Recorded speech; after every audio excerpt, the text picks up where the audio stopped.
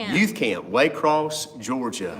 And we are so excited. We finally found a spot to get internet service. So we're at youth camp, and we kicked off really, I guess, last night. And man, it's been a great day. What we did today, we played slip and slide kickball. Yeah. That was cool. That was good. Fun. That was good. Only one person got hurt, maybe? Hey, listen, if one person gets hurt today, that's pretty good odds, right? I mean, Yeah. so Nobody got bad. Not hurt. bad hurt, just a few. You just slipping, sliding on the grass, and if you slide on your back, it probably hurts more than sliding on your stomach. And I think, yeah. So look, we're sorry we missed you guys last week. Last week, where were we last Monday? July 4th. July 4th, yes. It was the 4th of July. And our cameraman, Nate, he was a little under the weather. And so we missed out on that because of the 4th of July as well. And look, 4th of July was great. We had a good time. We got to go to see fireworks at 2 different places. Oh, I thought you were talking about church on the 4th of July. But yeah, Well, we yeah, had a that fun, time celebrating, but also a good service. They did a great job decorating the church, and man. then Yes. just the songs, and it was just a good. It was a God and Country. God and Country 4th of Sunday. July service, and then. And hey, we had 4th of July service. We had saved. One of our youth rededicated their lives, and then another middle-aged sister joined the church and recommitted her life to Christ. And that's huge. Huge, to huge. recommit and surrender to the Lord. I mean, that's a big deal. That means God is working. That's right. God's working when people are getting saved and baptized and rededicating their life to Christ. Like, that is a big deal. And it's a really big deal. So, and I loved all the songs that the praise team sung. I mean, it was just great to sing about just how God's blessed America, how God's blessed our nation and our country. Mm-hmm. And then we got to go celebrate fireworks at the lake on, Monday night. Then we made a trip. With the Crumleys, yeah. With the Crumleys, and that was pretty neat to hang out with them. And then we went all the way to Watkinsville, and we got to see fireworks, hang out with our family there. And so we had a great 4th of July. And say a special prayer for our cousin Hinton. He's around 10 years old, a sweet, precious little boy that was in a car wreck with our nephew. Pray for our nephew as well. But Hinton really needs a lot of prayers.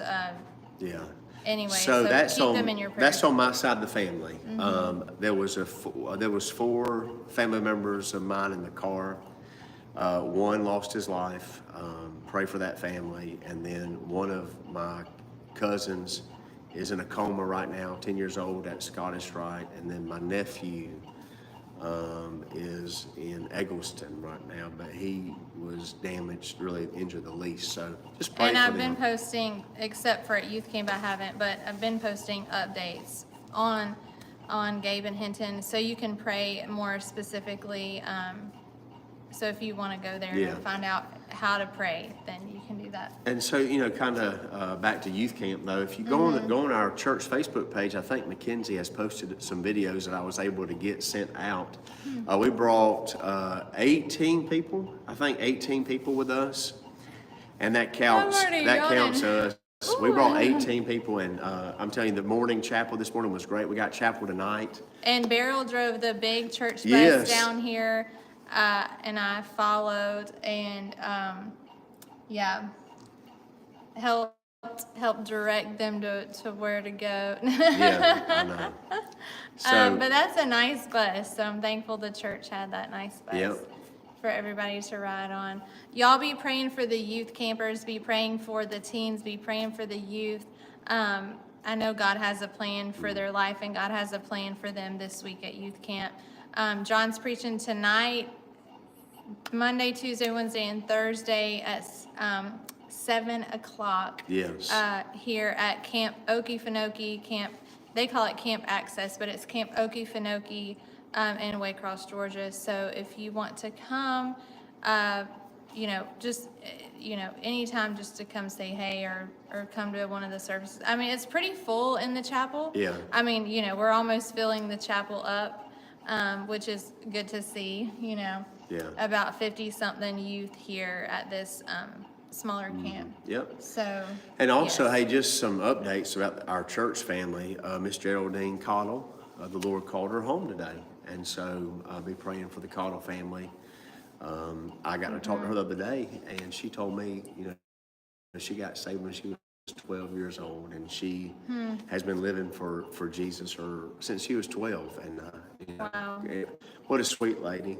And enjoyed the time I got to be with her. And so praying for the Cottle family. Stay in tune on our church Facebook page and all those things for just kind of the funeral details for that coming up this Yeah. week. This past Sunday, we talked about the Ethiopian eunuch and how he left church, unchanged. And so we kind of looked at some key things about a church that makes a difference.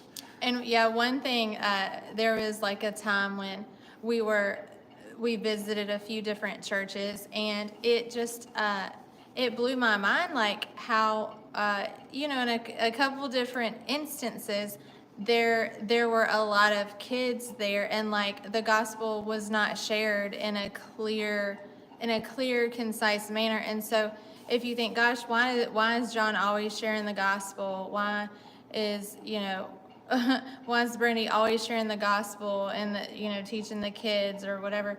Like, it's because there are kids and people that need to hear the gospel. It might be somebody's first time in a church, and I've walked in and out of churches where if I would have been lost, I wouldn't have known how to get saved because they didn't give an altar call. They didn't give an invitation. They didn't give the gospel. And that's what it's all about. It's about bringing people to Jesus. And, they need the gospel, not only at church, but out and about as well. And there's been a few times that I've failed, that I felt like God wanted me to go and share with somebody in a hospital or on the side of the road, and I did not. And I regret that. Yeah. The times where I did not step out and go talk to a stranger on the side of the road about the gospel. But it's easier to do that at church, I feel like. Yeah. To share the gospel there. Or somebody, at church, like if you know how to share the gospel clearly, all of us can do that. Yeah. For sure. But if you don't know how, feel free to reach out, and Yep. we can point you in the right direction with some resources of how to share the gospel with people. It's a good day to be alive. It's a good day to share, what God's doing. So, hey, listen, this is a great week at youth camp, and we got supper to get to. We're late. We're late, and we just wanted to get on and just be faithful to come on and do the tie takeaways. Pray for us that God will give us strength and energy this week. Remember, pray for my family. Pray for the Cottle family. Just a lot of things going on. And there's still church Wednesday night. Church That's Wednesday right? night. Church Wednesday night at 6:30. So be sure to be there. And just pray for us this week. Pray for all these teenagers that God will do something great in their life. Amen. All right. Well, God bless you y'all. guys. Thank y'all for tuning in and hanging out with us for a little while this afternoon.